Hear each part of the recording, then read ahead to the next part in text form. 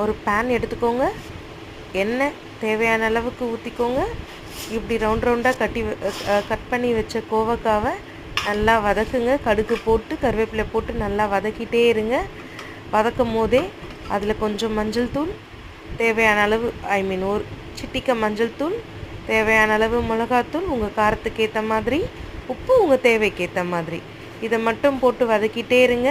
கொஞ்சம் நல்லா டீப்பாக வரும்போது தண்ணி தெளித்து அது மேலே தட்டு போட்டு மூடி விட்டுக்கிட்டே இருங்க. அப்பப்போ வதக்கிட்டே இருங்க. கொஞ்சம் வதங்கி முடிஞ்ச உடனே இறக்குற ஸ்டேஜில் நல்லா டீப்பாக உங்களுக்கு எந்த அளவுக்கு தேவையோ அந்த அளவுக்கு இறக்குற ஸ்டேஜில் ஒரு 5 மினிட்ஸ் பிஃபோரு சிட்டிக்க ஒரு ஸ்பூன் சாம்பார் தூளும், நம்ம இட்லி பொடி வீட்டில் அரைச்சதாக இருந்தாலும் கடையில் அரைச்சதாக இருந்தாலும் சரி, அதை மேலே தூவிட்டு கிளறி இறக்கிடுங்க. அவ்வளோதான், சூப்பரான டேஸ்ட்டாக இருக்கும். செக் பண்ணிவிட்டு கமெண்ட் பாக்ஸில் சொல்லுங்கள்.